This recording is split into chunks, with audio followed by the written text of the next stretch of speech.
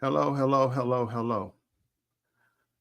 I decided to pre record this instead of going live because I didn't want to be distracted by people in the comment section. I wanted this to be very to the point, very factual, and I wanted the evidence to be discussed. And I didn't want to have to be going back and forth with people trolling and harassing me while I'm trying to talk. Um, that's why this is being done this way. Part one. Part two will be live. Um, Your Honor, there will be a lot of lies told. There have been a lot of lies told on me. I am not a criminal. I am not a person that disrespects the court. I'm not a person that violates the law.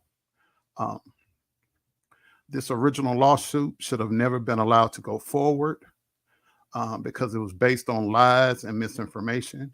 And things have recently come out in February of this year to prove everything that I was saying in the beginning, that I was falsely accused of accusing the plaintiff of doing and being. And now all of that has come to light. And when it came to light in February, I submitted a letter to the court requesting that the mediation be done away with, but I never got a response. I've only got a response from the courts recently in the last couple of weeks via emails and what have you. None of my before now, I had not been receiving any responses to my letters. That's one of the reasons why I requested that my documents be allowed to I be allowed to upload documents on Pacer so that I could have proof that I was responding. That was denied. So I had to spend money and send documents in. It was costing me $20, $30, $40 at a time to get documents in on time. It was costing me a great financial hardship because I had to print it out, mail it, make sure it met the deadlines, whereas the counsel for the plaintiff was able to just simply hit the enter button and upload to Pacer. I don't know why I was denied, but that's neither here nor there. But the point is, I wanted you to know what's really going on because the person that the plaintiff is portraying himself as being in your courtroom is not who he really is. And you need to know who you're dealing with, who's in your courtroom, and who's using your courtroom as a means to bully and harass people that expose him for who he really is. I have not harassed this man, stalked this man, threatened this man in any way. Only thing I did was interview 3 young men who said that the plaintiff molested them when they were underage. I didn't pay them. I didn't coerce them. I didn't threaten them, harass them, or make them give any false statements whatsoever. They came on their own free will, told what happened to them in their own words, and I just simply allowed them to use my platform as a means of getting their voices heard. And he didn't like that, so he sued me. He didn't sue them. He sued me. He has yet to sue anybody else on the internet who's interviewed any of the accusers. I have been the only one that's been cherry picked and harassed repeatedly. So let me take this off. You have an affidavit from the first accuser that I submitted to you. You also have an affidavit from the person who you're about to watch his video. Sworn affidavits, notarized. And this video that you're about to watch clearly explains everything that I originally was accusing him of doing: misappropriating funds, illegally using funds meant for the church. That was the whole crux of his lawsuit against me. He said I falsely accused him of child molestation. I never did that. And he accused me of saying he still steals church money. I never accused him of that. I did present the evidence, and I said there's a possibility because I wasn't there. I said this is what's out on the internet, and I put it up. I never accused him of anything because I wasn't in the inner circle. But the person in this video that you're about to see, he was in the plaintiff's inner circle. In fact, he was also his lover, his gay lover, for 13 years. That's in the affidavit that you have. So I want you to watch the video, and then we'll talk some more.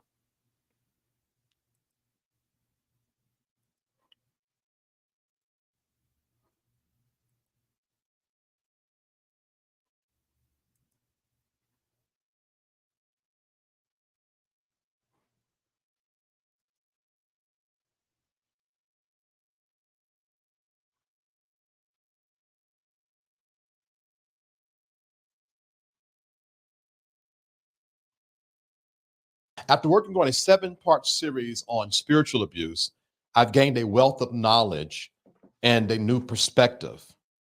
But most of all, it's caused me to clearly see how silence is complicity.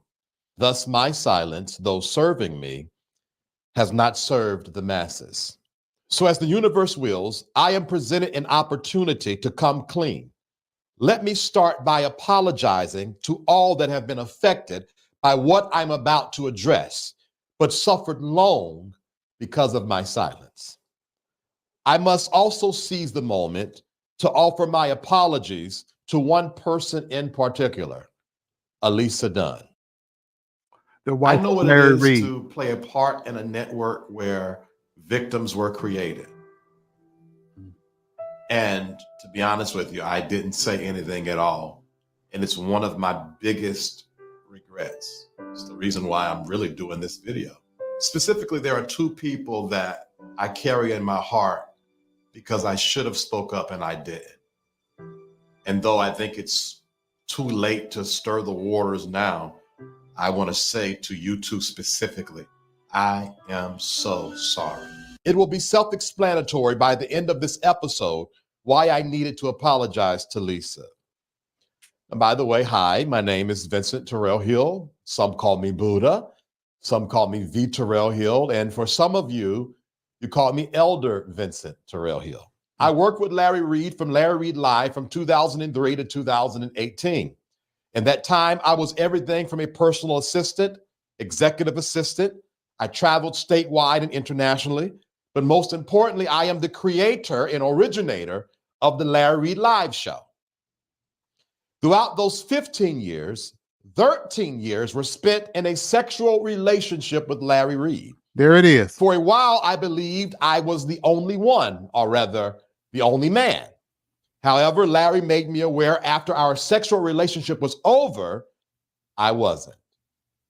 I will disclose the other men in the church he's had some sort of sexual relationship with outside of me as we move forward. Most of what I say in this video is provable. Everything else I saw with my own eyes or those directly connected to it told me. None of this is secondhand information. You did take my comment on how many years in your ass. So it's my students in you. Yes. While he was married, pastoring, traveling the road, working with me on Larry Reed Live, we maintained an ongoing sexual relationship. That, to my knowledge, only he, Shamako Bryant, and myself was aware of from 2005 to approximately 2017 when I cut off the sexual relationship. Shamako didn't like our relationship. I know, but you love both of us, but which one decided him to didn't like our relationship? More on Shamako later. Mm-hmm. Now you may ask, where did I get these audio clips from?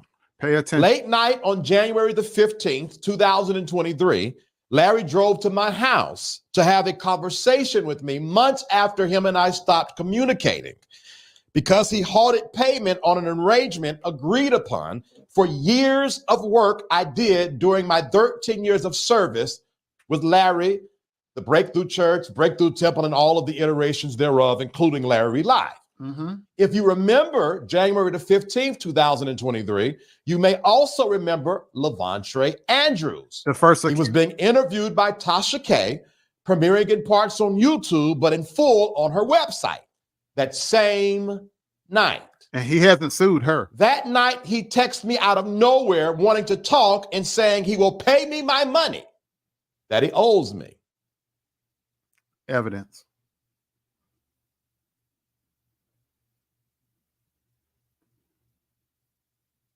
Now, one might feel it was hush money. However, he attributed his desire to talk to a dream he had, and he felt led to text me and to meet with me. Now, speaking of Levontre Andrews, let's go ahead and air this out real quick. If honest, Levontre and Larry would corroborate this one thing. I had no idea Levontre had accused Larry of molesting him 2 years later. Mm. To this day, I haven't received a clear answer from Larry or anyone in Larry's camp why no one told me. Listen, When I was literally the guy that handled all of the, or most of the fires rather, in the church. mm-hmm.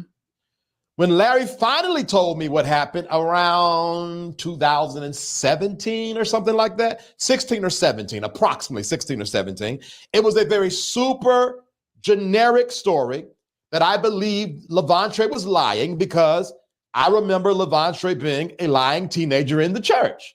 So I just chucked it off and went on about my business. After leaving the Larry Live community in 2018, someone prompted me, you need to go speak to Levantre. He feels like you helped Larry cover up his story. And I said, huh? So I reached out to Levantre just simply to let him know I didn't find out till many years later, only to realize that phone call brought me more than what I bargained for. Once Levantre gave me his side of the story, significant parts of it startled me because it mirrored the same sexual experiences I had with Larry Reed. The same pattern. See, Larry is a voyeur. He loves to see people naked. Delquan recounts a time, the third accuser, that Larry purchased him new underwear and wanted to see him in the underwear. Levantre recounted a time where Larry asked him to clean up his room in his underwear. What Levantre didn't know up until now, and he still doesn't know, he's hearing this while you're hearing this, I knew he was telling the truth the whole time. Because I too was requested by Larry to do the exact same thing many a times.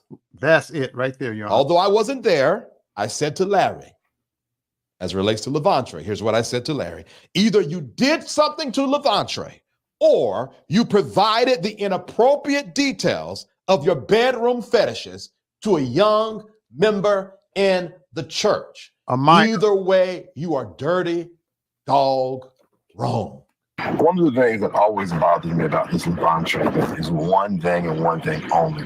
When I talked to him back in 17, 18, he said something that was eerily similar to our experience. And I asked you about it, and you said that you told him some stuff, and yada, yada, yada. So in my mind, even if that was just that, there was already a line crossed. You think maybe you can just let him have this and just let him filter it out? It's so interesting to see.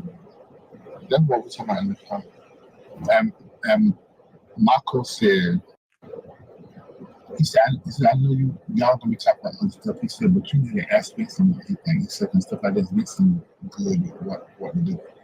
But I don't think that would bode well in court, because that admission could be seen as, well, if he was having an improper relationship with the assistant, why couldn't he have an improper relationship with the drama? There you go. That's a lot. It shouldn't have happened. And I told Larry explicitly, leave that boy alone. Now let me go deeper. No abuser operates alone, right? He or she always has a network of people to help them be who and how they are, which is a monster. No abuser operates alone. There is always a network of people aiding, there you go, and hiding their secrets and abetting in their schemes and dirty work.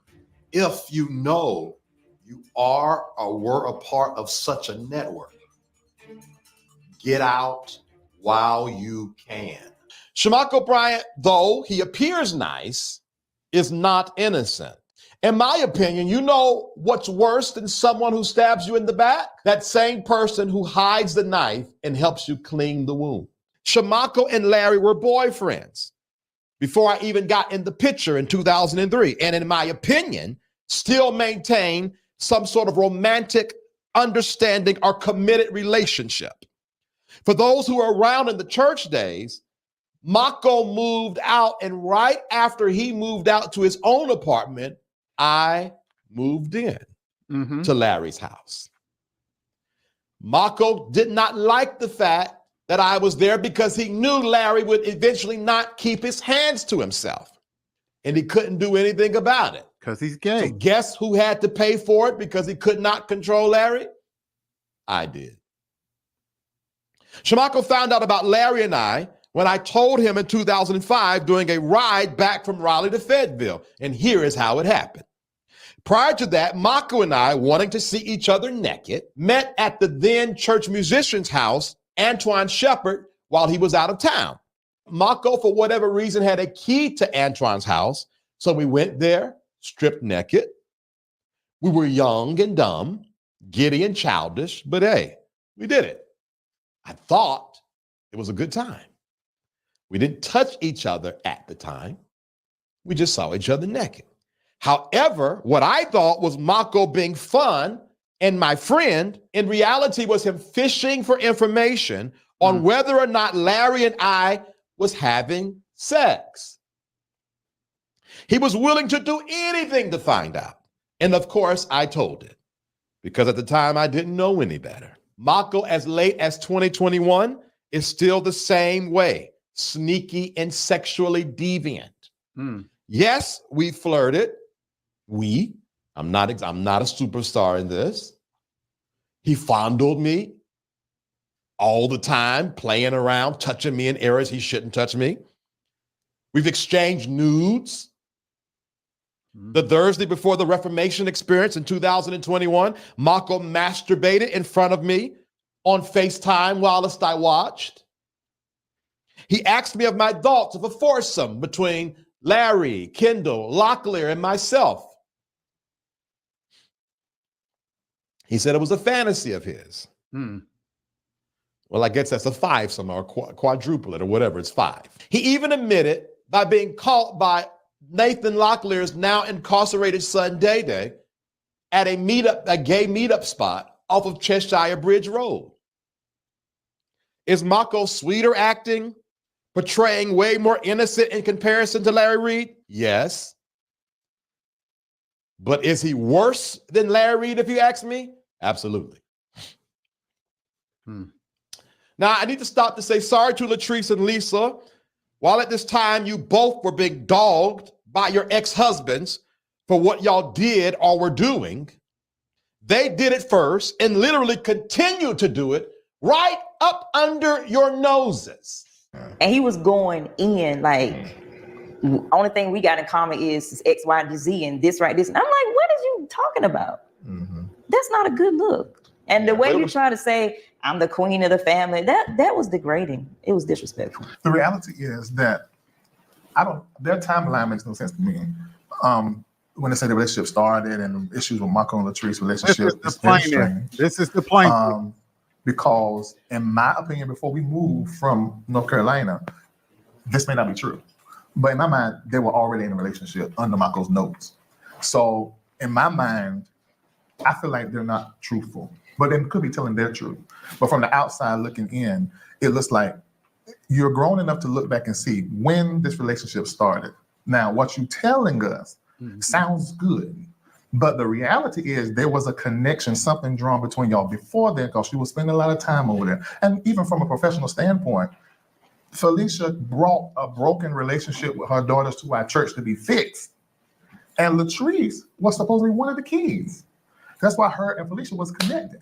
But when I began to notice something else going on, I told Latrice and Shamako in North Carolina a long time ago, I said, keep them at your house. I said, because there's something with lesbian doesn't connect to them. And I even put Felicia under that same, for lack of a better word, spirit, because that's how I was communicating then. It was you and another woman while you married. That should have never been. But it was, and that's okay. So when they tell this story like it's squeaky clean, I don't know who y'all want to believe that. I don't believe it. Let's talk about Kendall. Kendall is the same, complicit and just as sexual promiscuous, allegedly. I've seen, Kendall, I've seen you with my own eyes nude. You sent a nude to Mako. Mako showed it to me. It was a side profile of you with your back arched, and you're on all fours on your bed looking at the camera. I saw it. You know you took it. You didn't send it to me. How did Mako get it? Right. According to Mako, Kendall was caught sending his nudes all over Miami. When caught, Larry wouldn't fire him, according to what Mako told me, because Kendall knew too much. It was a liability to keep him and a liability to fire him. I told you this network is dirty, dark, and deviant. Nathan Locklear, I want to apologize for what I'm going to say next, but your business has been broadcasted to Mako, Kendall, and myself by, I guess at the time it was Apostle Reed, maybe it was Larry. He shared how you were the best dick sucker he's ever had or experienced. He also went as far as to share your nudes with us. They were still shots of a video. I guess you were in front of Larry naked on FaceTime where, well, Larry was recording and sent us the still shots. Now, those of you that are viewers, you may not recognize this, what I'm going to show you, but Nathan knows his body, and I'm sure Crystal does too. Revenge porn is illegal. Prophet Philip McFeeters, pastor of Life Changers World Worship Center, located in Louisville, Kentucky. According to Larry, Philip and him are also sexually active and emotionally entangled. Are you seeing this pattern? He's gay and he won't admit. Why do I have a video of Prophet McFeeters drunk, stripping naked while entering a hotel room in Miami? Take a wild guess how I would get that video. The plane. Go ahead, how many do you get in the bed?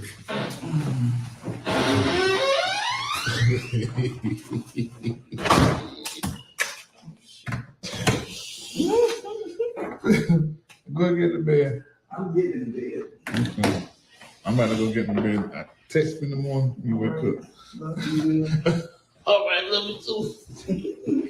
I thought you had to pee. I'm gonna pee when I get home. Okay. This is the plaintiff. This is the plaintiff. Now, honestly and sincerely, I would like to apologize to Philip and Nathan for them falling casualties in this messy web. But if I left them out of the extremes, the point of this video would be for naught. I could go on and on. Junior, the bodybuilder, the, I guess, security, the masseuse. He went to Mexico. Another sexual partner of Larry, according to what Larry told me this past April, April 2023. Everyone in this picture are the ones I've just named. So if you want to know who is Larry having sex with or some kind of sexual immoral relationship with, look at those in his inner circle. There you have it. You ever wondered why Josh Merrills or Cameron Phillips are never invited on these trips? And if they're invited, they never seem to go? They're straight men.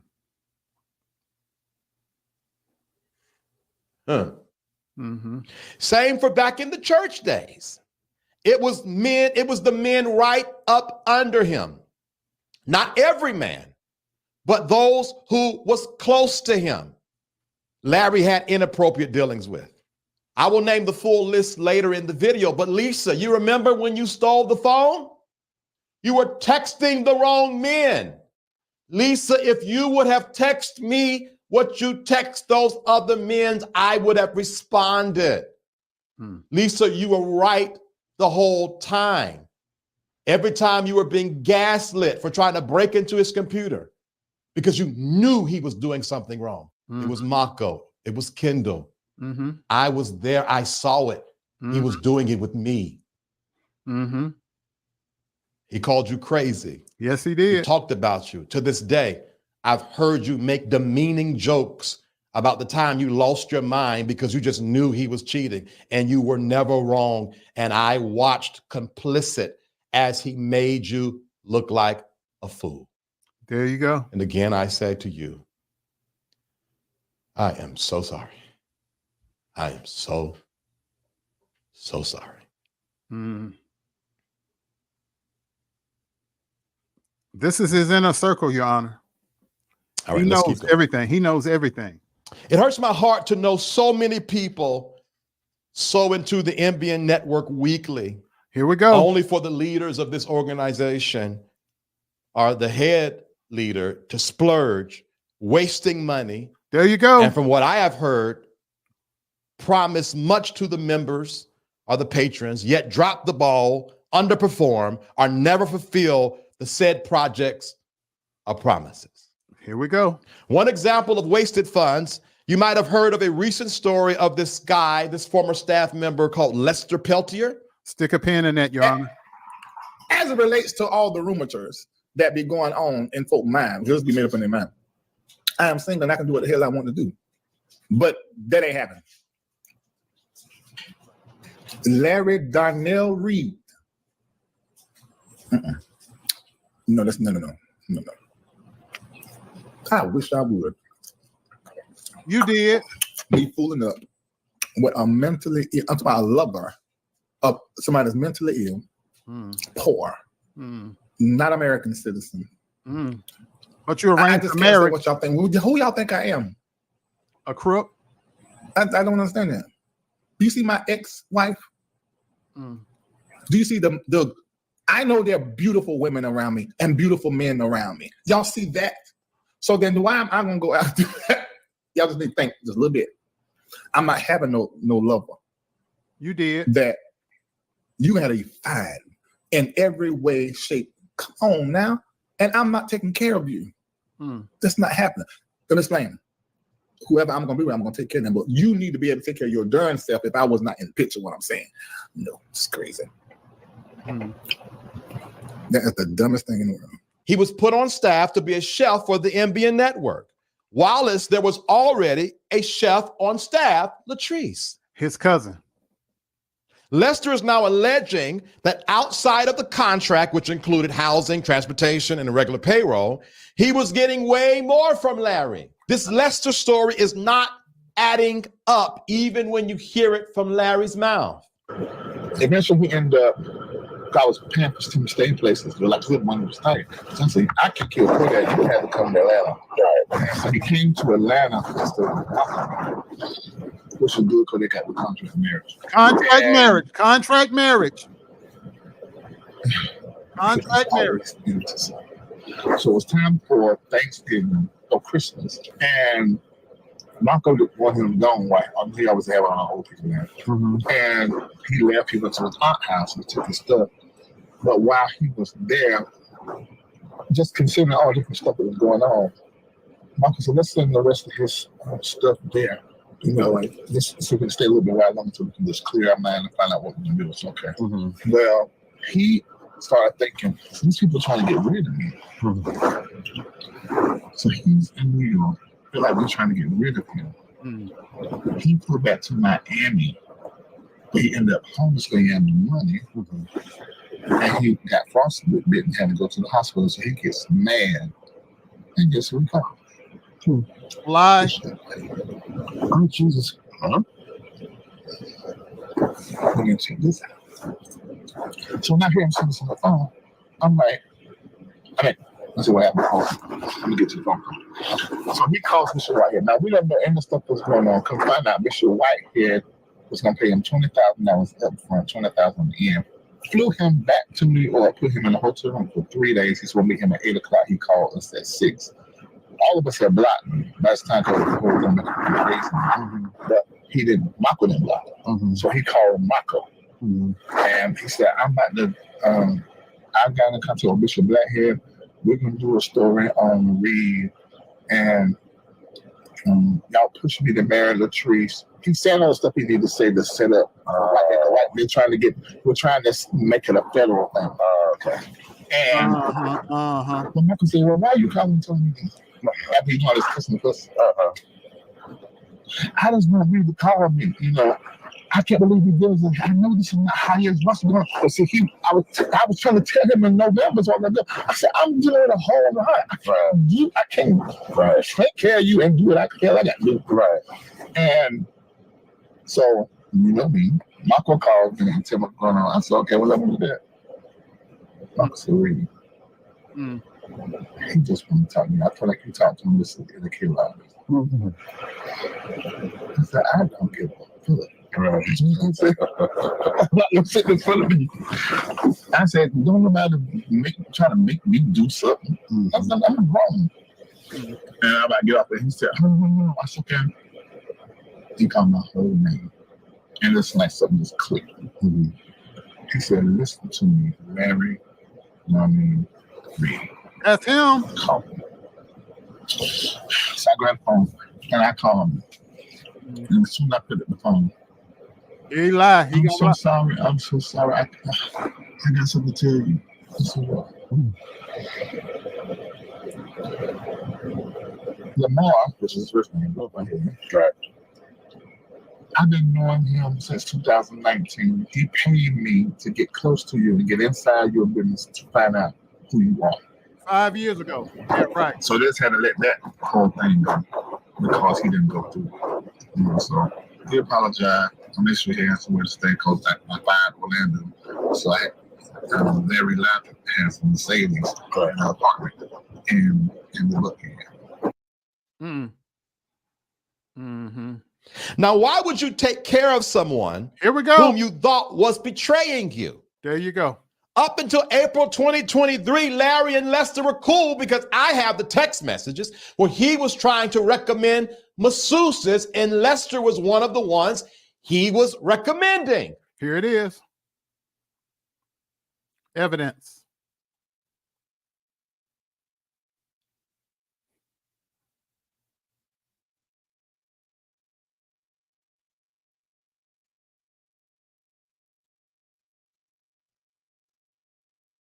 He was staying in the apartment financed by your seed sowing.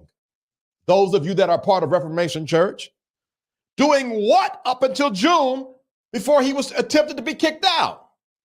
If you listen to Lester's story, there was no bad blood up until June of last year. The recording is in January of last year. There you So go. for 6 months, he was receiving money. Yes, he was. Something. I have the receipt. If anything, lodging on you all's dime. The church's money. Misappropriation of funds. And if patterns don't lie, here we go. Larry, your sexual involvement makes sense why you would have your cousin Latrice marry him. There you go. $10,000 was paid. Because according to Mako, he never wanted to marry Latrice. But guess who pushed it? And Darryl made him do it. You did. You've used Latrice twice to lock your boyfriends in. There you go. That's not nice. I asked Latrice, will she be interested in a contract of marriage?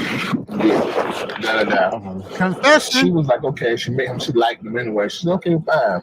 Of course, she was never trying to have sex. Right. They have a friendship. Him and Josh getting on there. Because she's a lesbian. False marriage. Paid $10,000. Allegedly, the MBN network accountant or ex-accountant was stealing money. Hard-earned prophetic seeds. Patrons sold at the word of their prophet, Larry Reed. The accountant's name, the ex or former accountant's name is Eddie Banks. He was able to steal, according to what Larry told me, $6,000 at a time.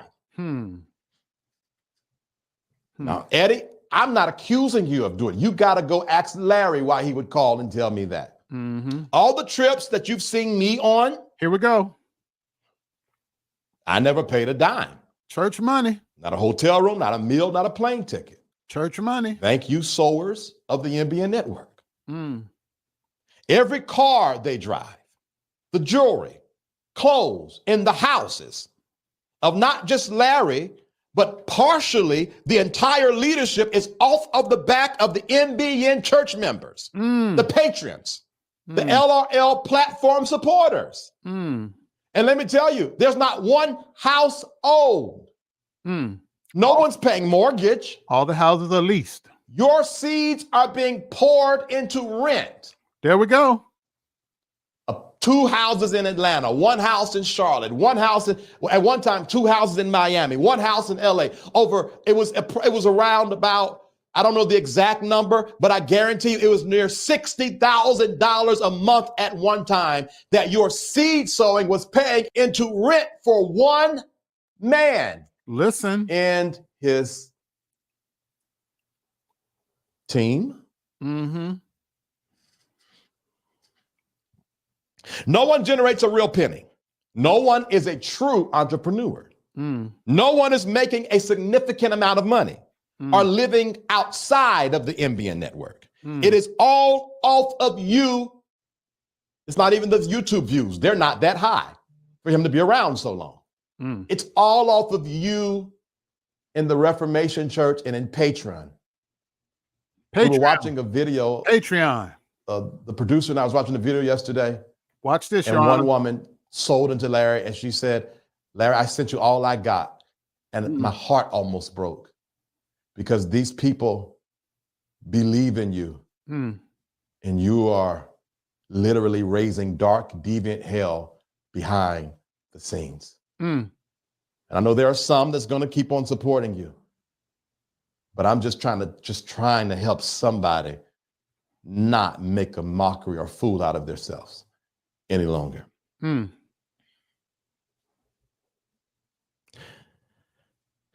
Now, this doesn't include Cameron and Erica Phillips or Josh Merrills or Felicia and mostly Nathan Locklear. Okay. These people are fairly smart and could leave the NBN network right now and live a healthy, profitable lifestyle.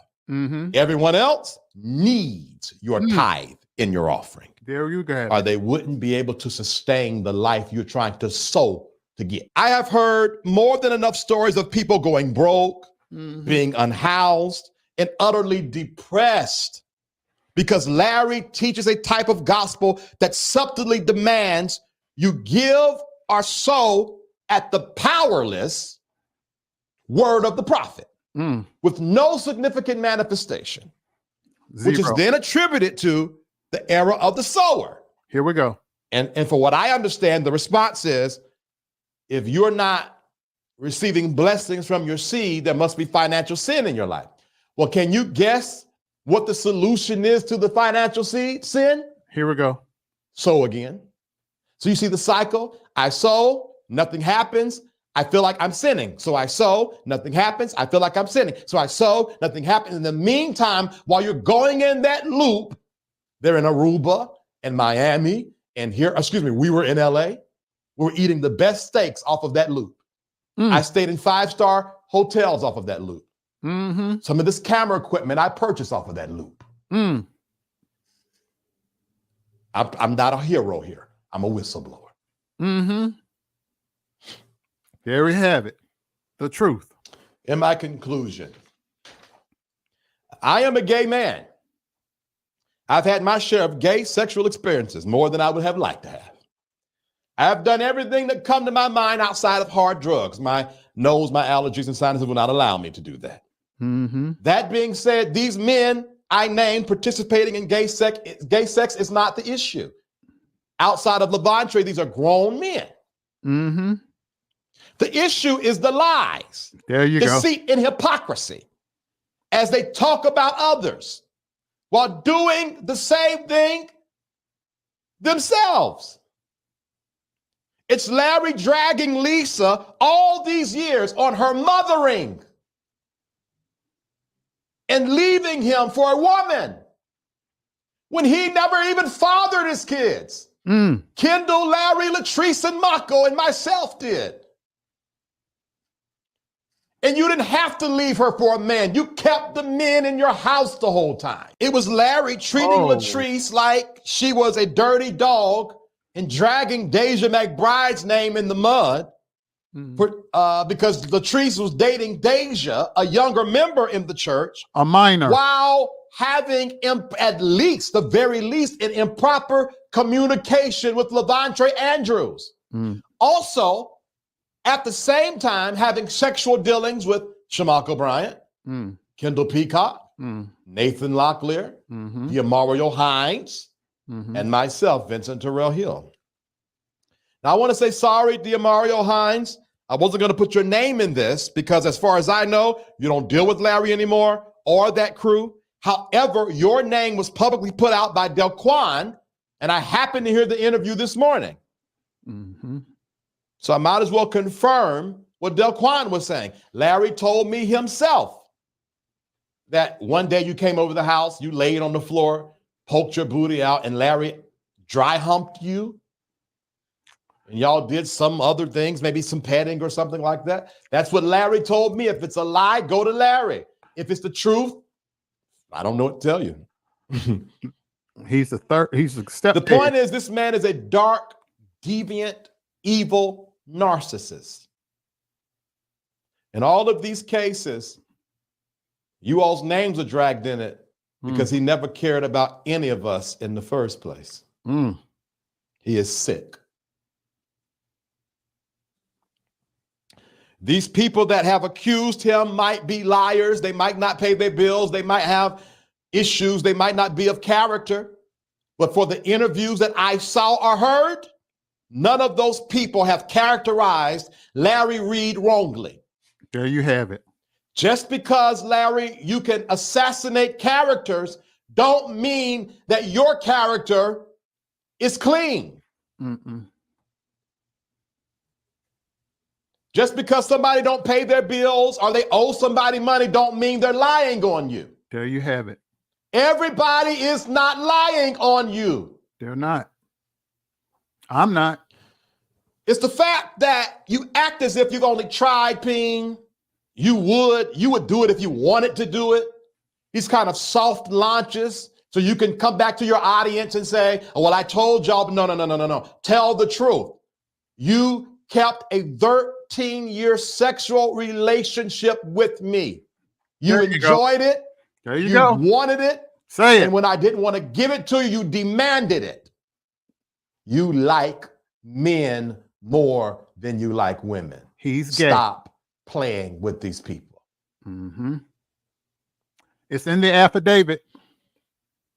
It's the fact that you have done stories on Brian Karn, E. Dewey Smith, Matthew Stevenson, Jamal Bryant, James Hall. I got to eat that one too. Some of these people we did stories together on.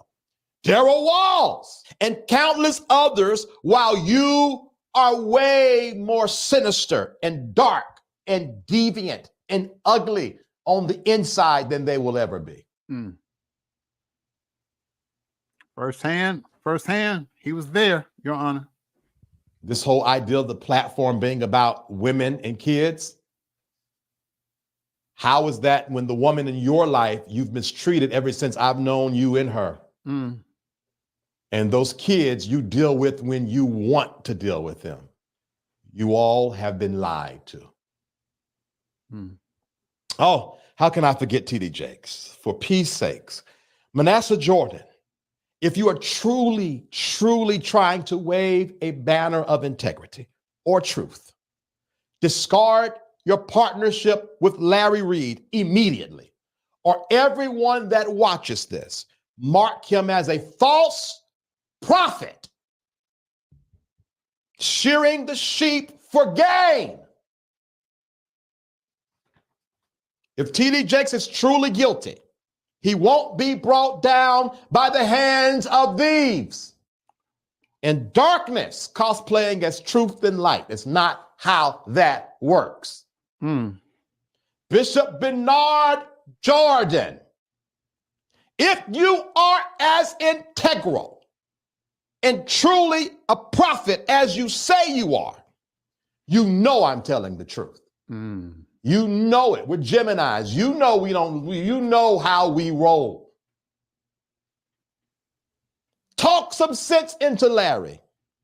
Sir, if you don't, everyone watching this deem him a false prophet that would rather conveniently receive the seeds off of the back of the poor than to stand up for innocent people who's been trampled over by a dark, deviant psychopath. Do what's right, Bernard Jordan. I know you know it. I know you see it. I see that you see it. Do what's right. Now, let me speak to content creators because everybody getting this. I don't have no friends. Mm-hmm. Well, I got friends. But in context of this, I'm equal opportunist. Mm-hmm. I sat back and watched you all cover Larry's stories and make mockery of it. You sensationalize the abuse of others for clicks and views. Mm-hmm. You interviewed people who were not credible. You were so excited to tell the story. The real truth was lost amongst hours and hours of pointless banter, lots of shade and other nonsense in your YouTube and Facebook lives. You're wasting time. Stop manipulating the stories of manipulators to grow your channel. Mm-hmm.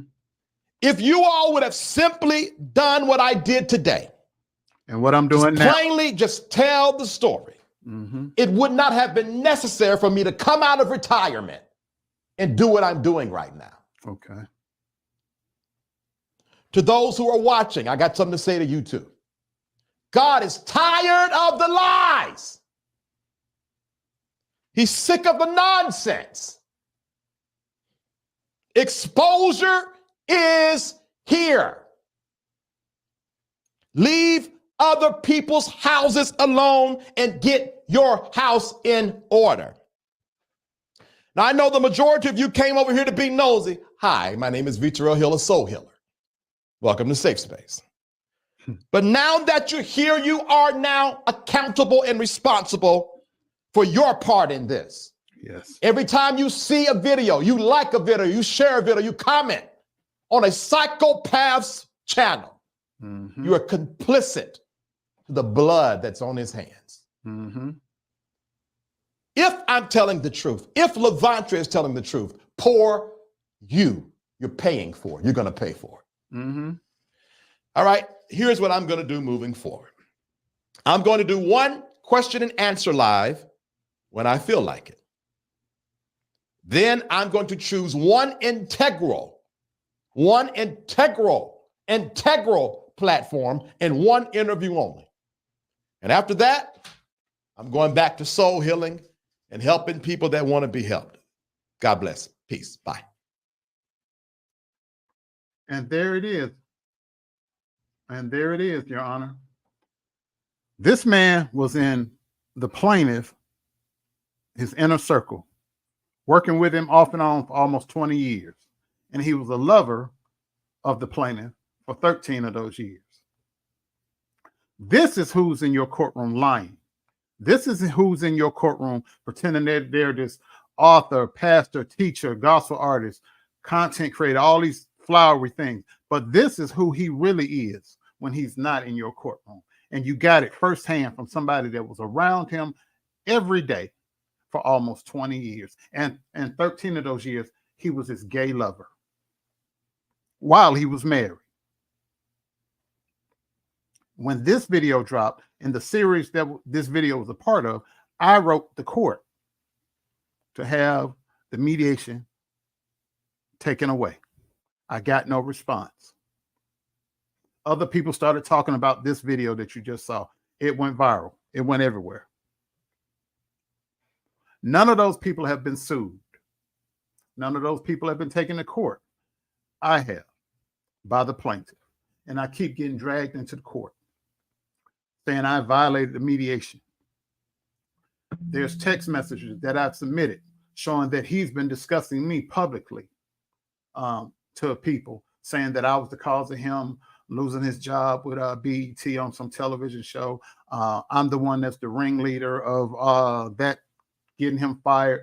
He's not supposed to mention me, but he does behind his Patreon. Patreon is his private app that he charges people $12 and up a month for them to listen to him lie about everything. He puts porn in there. We send a sample of the porn that he posts in there. This is supposed to be a preacher, supposed to be a straight preacher, but he's got gay porn in there. He's got people having sex in there, and he got his the sample that we sent to you, well, I sent to you.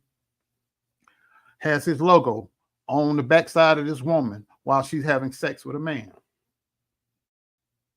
This is who's in your courtroom, not what you see on the paper. This is who he is. The affidavit, those two affidavits tell you just who he is. This video from a person that was in his inner circle that tells you who he is.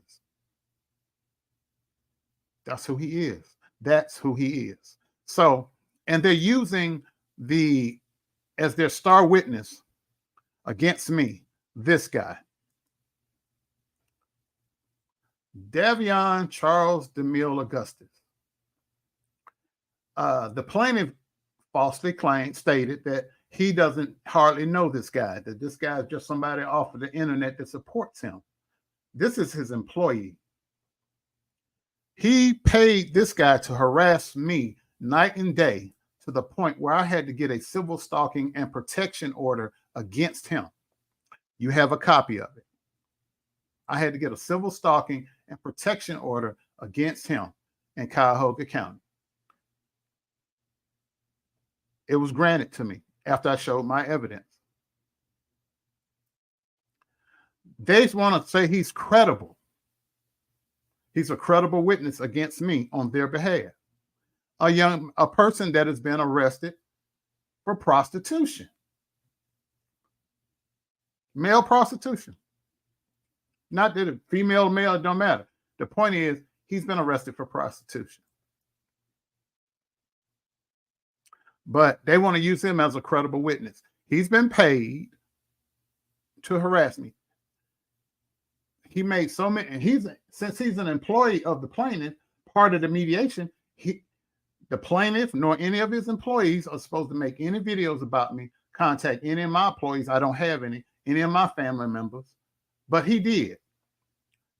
Him and another guy contacted my mother, recorded her, and played it on the internet. My mother was before she passed. She was in her 80s. She was onset of dementia, and they were harassing her, and they thought it was funny. They put pictures of my house up on the internet, pictures of my family, my place of employment. They contacted my place of employment. That's why I had to get the civil stalking and protection order. They were contacting my former employer because I was a legal investigator for the courts. And they were calling so much, making up all kind of salacious things. I put it in the documents. I'm not going to go over it again here. But they harassed me to the point where I had to get a civil stalking and protection order. But he comes in your courtroom and said, oh, I don't have anything to do with that. He's not my employee. I can't have no control. That's a lie. That's a lie.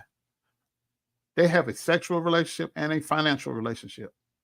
I supplied the text messages between Mr. Augustus and the plaintiff, that dated May of 2018, which is 6 years ago, where the plaintiff states that he's going to have anal sex with this person. The evidence is there. I put it out there. It's in the attachments to the filing. So I don't know what would make him think he can lie like that and everything would be fine. But this is the person. Mind you, he's a preacher, but he has this guy as his public relation person, his right-hand man. This is who he has out here. This is the guy. He practices witchcraft. He just, as recently as a week ago, told people to write my name on a sheet of paper and put it in a bottle and pray bad things would happen to me. In Patreon, that does the site where you have to pay to be behind there and watch people. He told people that. The plaintiff's employee. The guy practices witchcraft. He's openly gay, practices witchcraft, but this preacher who's suing me has this guy as in his inner circle. It doesn't make sense. While I've been dealing with this whole frivolous lawsuit, I've had people, that guy, say that they was praying for my daddy to die. And when he died, they celebrated him dying. I got served with the court papers for this case on the day my youngest child graduated from high school. 9 days later, my father dies. They go online saying all kinds of stuff. And I had to take that and deal with it while I'm dealing with this frivolous lawsuit. They harassed my mother. They harassed me. They harassed my family, my friends. Nothing's happened to them. Nothing. The closest I got to any kind of protection was getting that civil stalking protection order. That's it. Now, the lawyer for the plaintiff, in the beginning, he probably didn't have a clue as to who he was representing. But now he knows who he is, and he continues to represent him.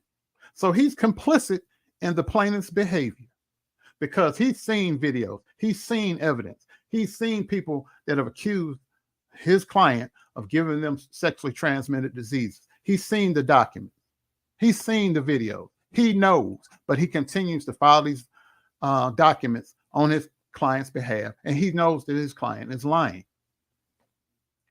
He has to live with that.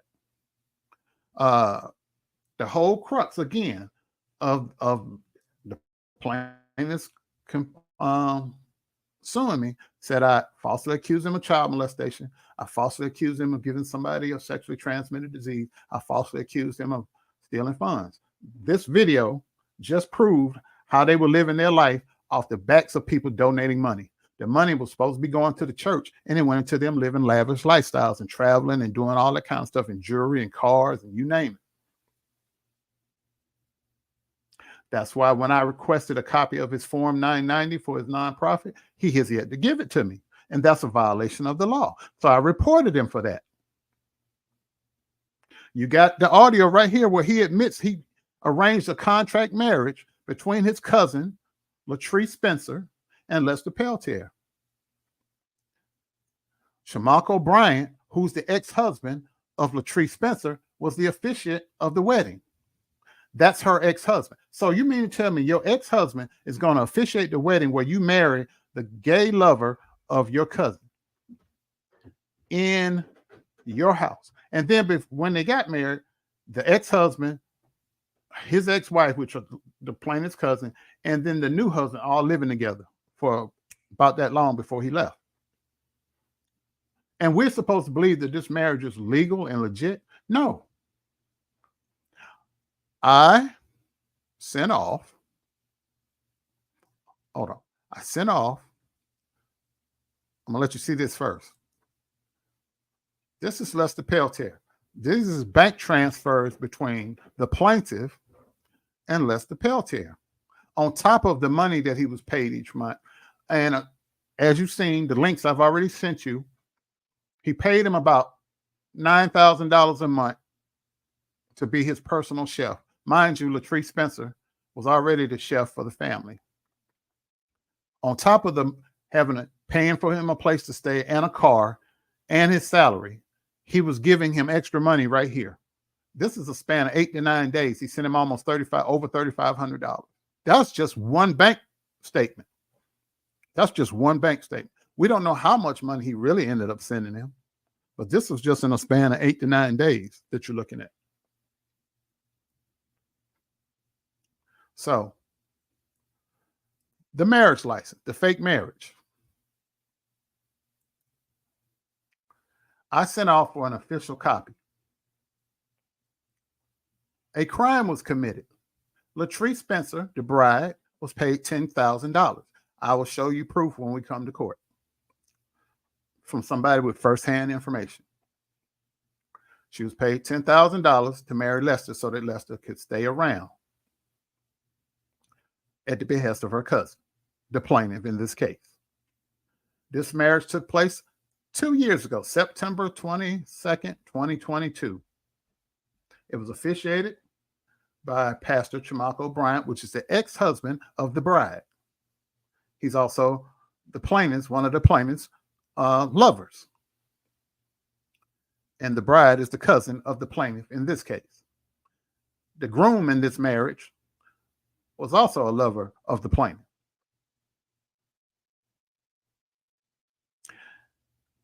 The groom in this case hasn't been sued for saying that he saw the plaintiff's HIV medicine, or that any of the things he said on Tasha K's platform or other people that have interviewed him. None of these people have been sued. Only me.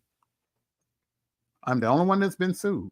So when they realized I had a copy of this document, then March of this year, they had the marriage annulled. And here you have the certified copy of that.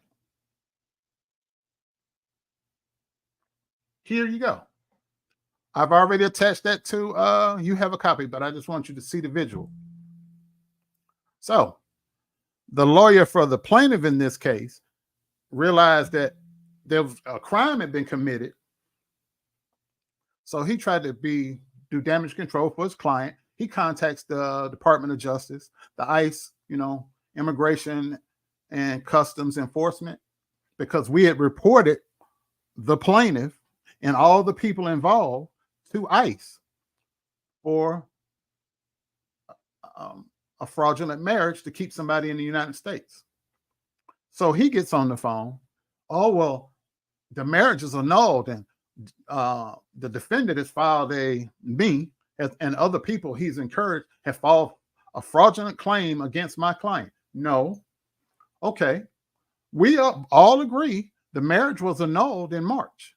But in 2022, the fraudulent marriage took place. That's the paper trail. A crime was committed in September of 2022. And then you come back in March of 2024 and try to clean it up and make it go away. You made the marriage go away, but the crime didn't go away. You committed a felony. Your client committed a felony.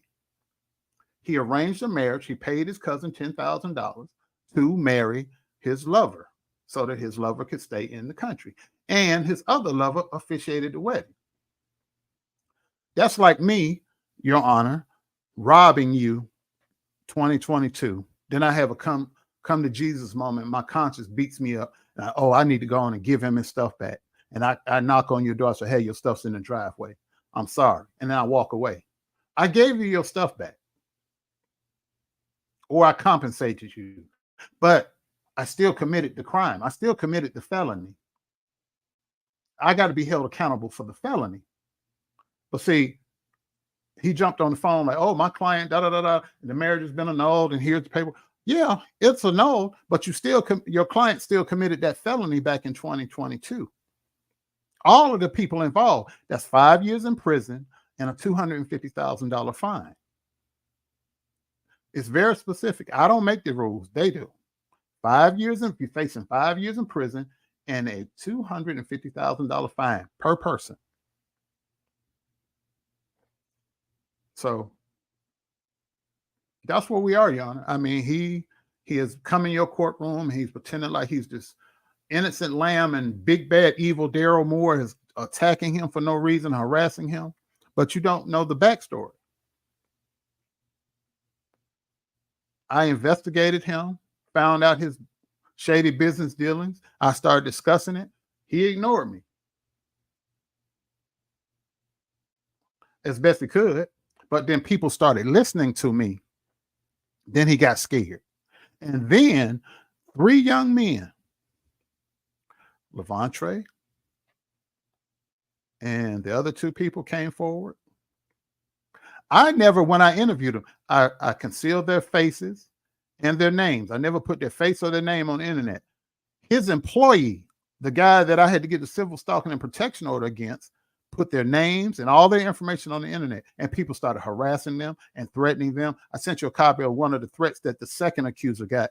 Now, in the video where Mr. Hill was talking about a Mr. Hines, that is the stepfather of accuser number 2. So the plaintiff was having inappropriate relationships while married with the underage boy and that underage boy's stepfather. Same time. Same time. That's the allegation. I wasn't there, so I can only take the word of the people that were there. But when he comes into court, he makes it seem like I'm this big bad wolf picking on this poor innocent preacher. And he's not any of that. He's a hypocrite. He's a hypocrite, and it's been proven. But He's trying to paint this narrative. I'm going after him because he's gay. I don't care about him being gay. Everybody knows he's gay.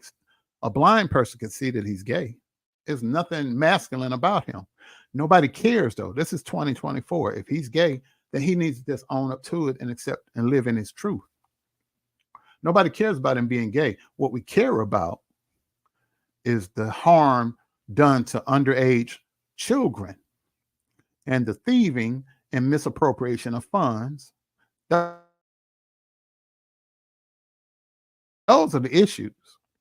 That's why he sued me. People started withdrawing their support, their financial support from him. And he had to shut me down at all costs. So what does he do? He files this frivolous report, and everybody else that was talking about him, most of them got scared and they backed down because he has the financial means to go after everybody. I'm low-hanging fruit. He knows I can't afford all these lawyers. I said it in the documents. I couldn't afford it. That's why I'm representing myself. But he has the financial wherewithal because he fleeces these people. As you saw the video, he scams these people out of money. So their money is paying his legal fees. The money that the council receives, that's blood money. But he's taking it and filing these documents on his client's behalf. That's blood money. That's what's going on. I can't. He knows that's why he keeps coming after me. Tasha K is a millionaire. She has 1.5 million subscribers. If every one of her subscribers just gave her $3, she'd have $4.5 million cash. She could fight him all day long and ruin him. Plus, with the information that she has on him, she would ruin him. There's a video out there that I got from looking at her where he was on video with her high off cannabis, talking about how he gives oral sex and how he's received oral sex from men. I didn't do that. I didn't put that out.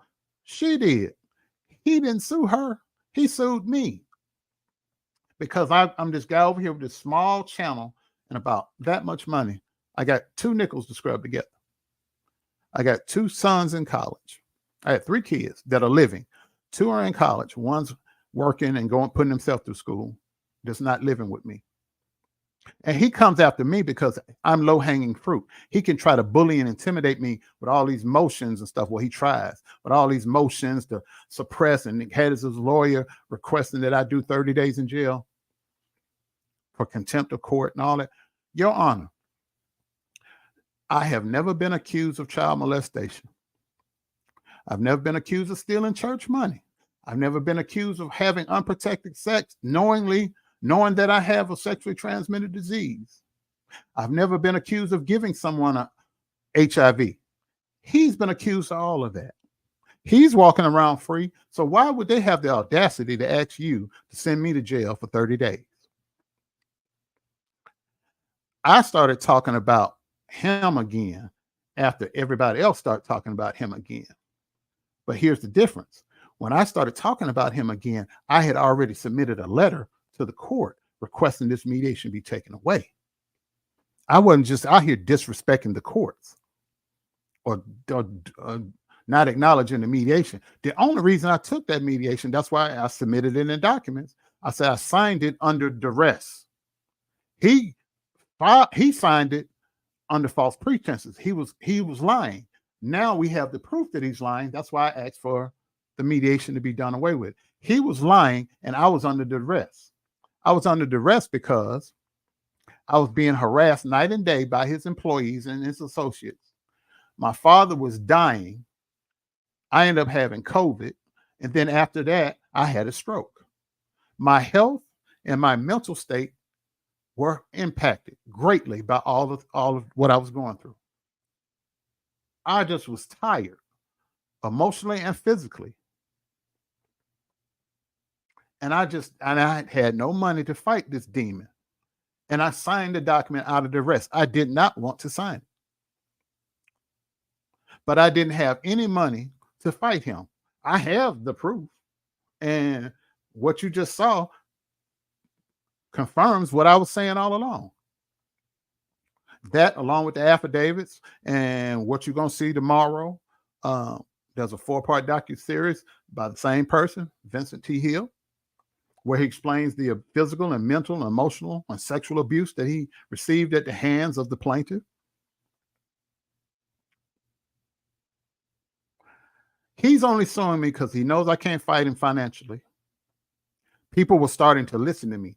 People that had larger followings, and then they took the story that I did and made it bigger, and people started pulling their money away from him.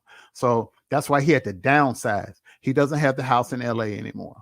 The houses in Florida are gone. The only house he got left is one in Atlanta, one in Charlotte. And he faults me for that.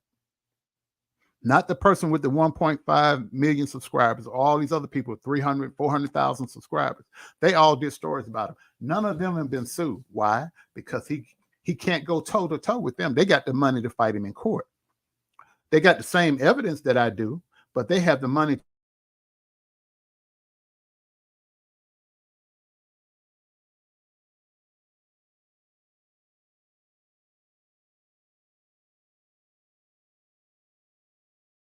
to say, oh, no, you want to sue me? I'm counting.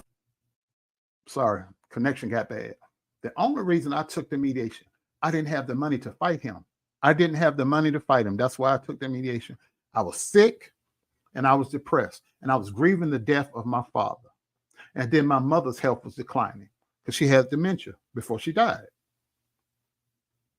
And then you add all of that up on top of the night and day videos by Augustus and other people, night and day. I even submitted video evidence where they admitted that they were working with the plaintiff to help him with this case against me. Take a listen. Take a listen. It's 1 minute and 33 seconds. I became cool with someone just like you. You saw fuck shit, you walked away. Even if I didn't see it when you saw it, so what?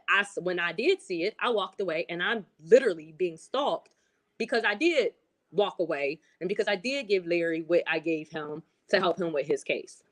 But for him to keep spinning this narrative that I lied to him about anything and that I wasn't giving him receipts, that's a lie.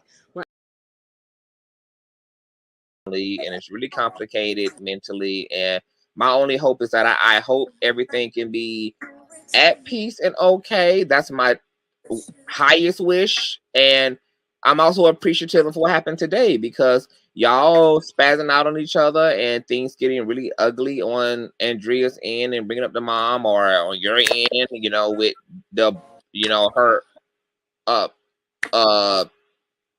a miscarriage and everything. Like, y'all needed to see all that out of each other to just close the book and say, look, we ain't never even got to pretend now. I don't like you. You don't like me. Bone I sure done. don't. I don't, and that's the thing. Let me put this 2 years ago on pause. I don't have to pretend. I was willing to pretend for the sake of this case. Mm-hmm. Because I just didn't want no more fighting amongst any of us. I don't have nothing for her.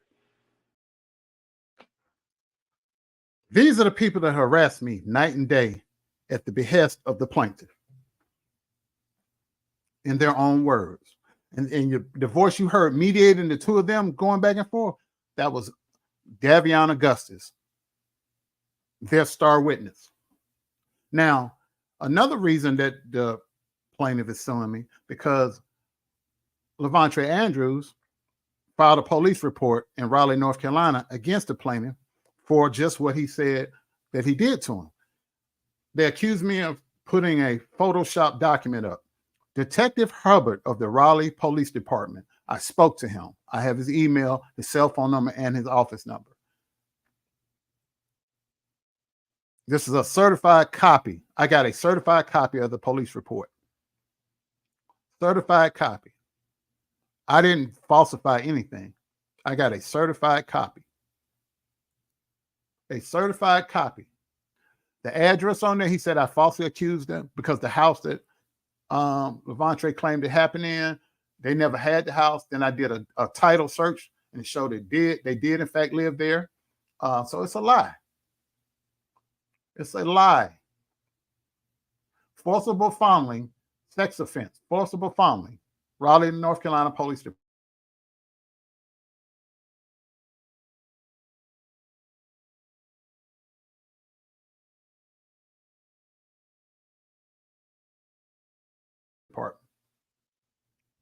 So I did not lie. I did not lie. So when I did a title search, if you look, that house, it tells you when the house was built, how many bedrooms, all of that. The address that's on here matches the address on the police report. And it says persons who lived in the house: Shamako Bryant, Latrice Bryant, which is the lady in the false marriage. Shamako is the person that officiated. That's one of the plaintiff's lovers. Vincent Hill, the person you just saw in the video, he was in that house. Alicia Reed, that was the plaintiff's ex-wife and the plaintiff himself. So I did not lie. I didn't tell a lie. But that police report is out there. They said I lied about that. That was one of the things they mentioned. So all the stuff that I've been accused of should have never been allowed to go forward because it was all a lie. I proved everything I had. I had the evidence. But because I didn't have the money to fight him, I took the mediation because I couldn't go on. My health was failing. My dad had died and my mother was dying. So I signed it under duress, not because I wanted to, but under duress, emotional and physical duress. And I was getting threats and harassment day and night by people that the plaintiff employed or that were associates of the plaintiff. So that's what I was dealing with. So for them to have the audacity to come back now and say, well, request that I be sent to jail for 30 days when I was the one harassed night and day to the point where I had to get a civil stalking and protection order against their star witness against me. That's not justice. That's not justice. That's pure evil. That's pure evil. But the truth about him has finally come out, and it wasn't me that put it out.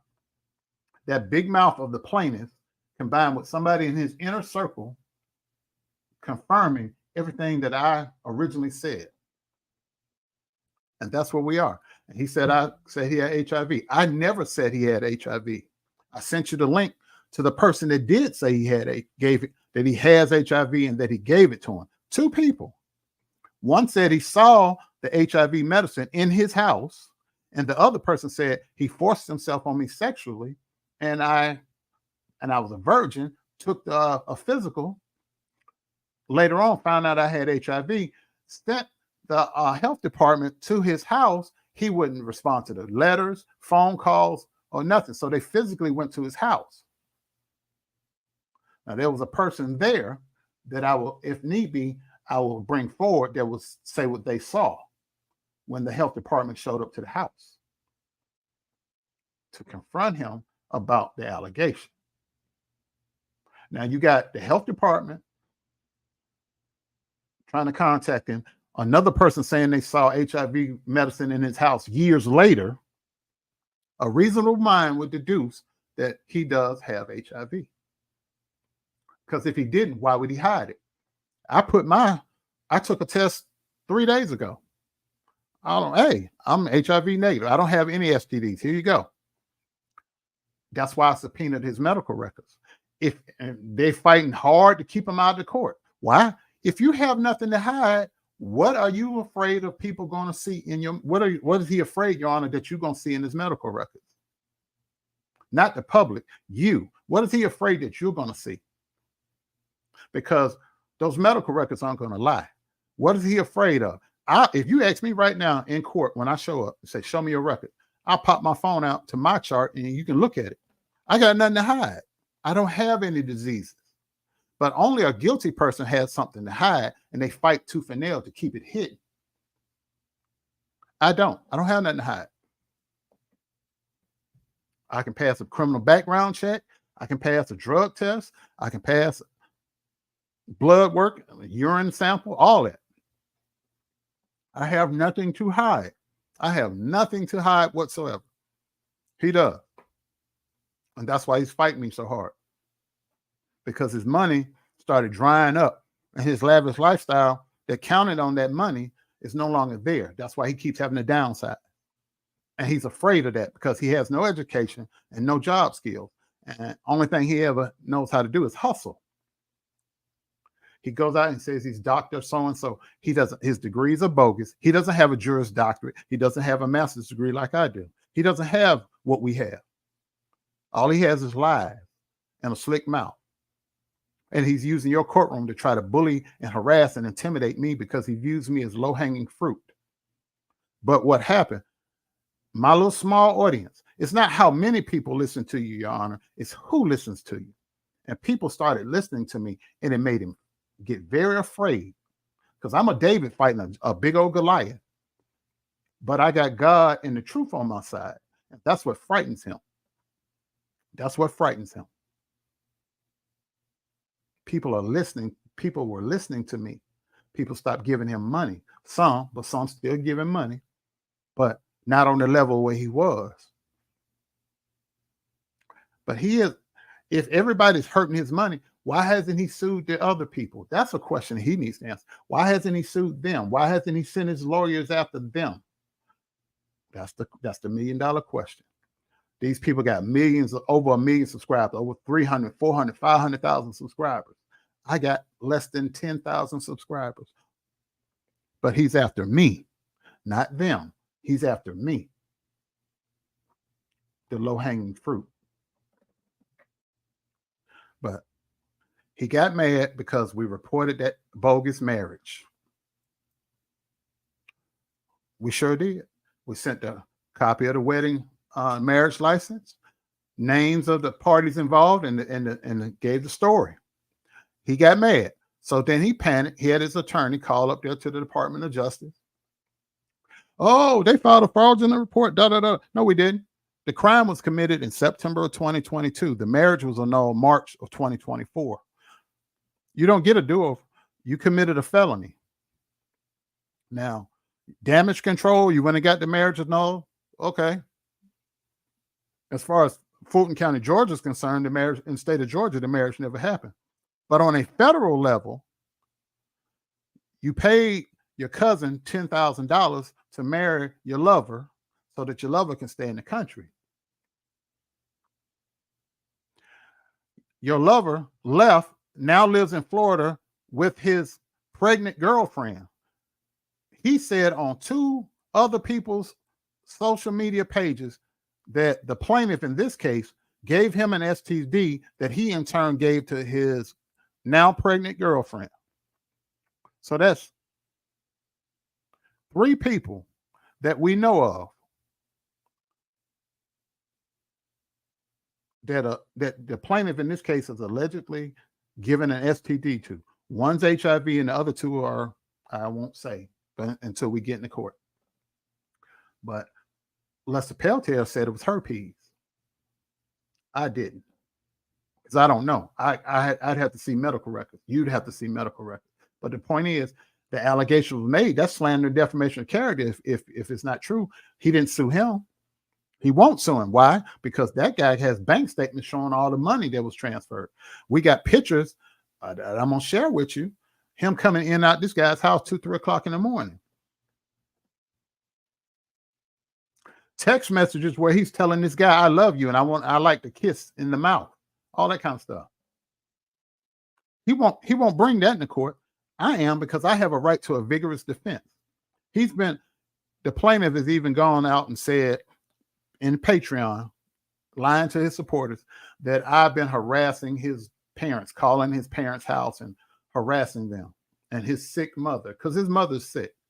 And I wish her a speedy recovery. I'm not going to do him like he did me. I'm not going to speak ill of his family or wish harm to his family.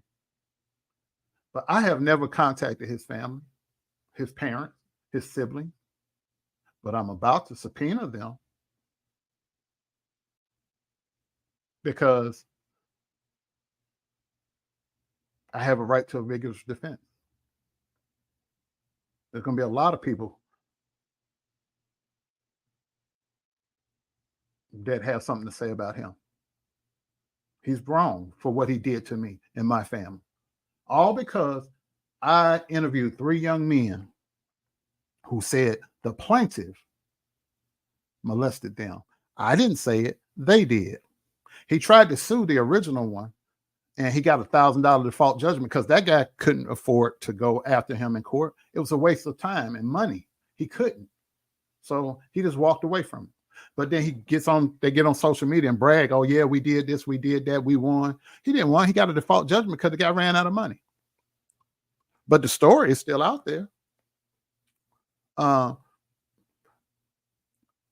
His number one star witness against me, who's supposed to be under the mediation, has been making videos about me. I had to go back to the police department here, file a police report, and they're helping me now with the sheriff's department in South Carolina to get this problem resolved.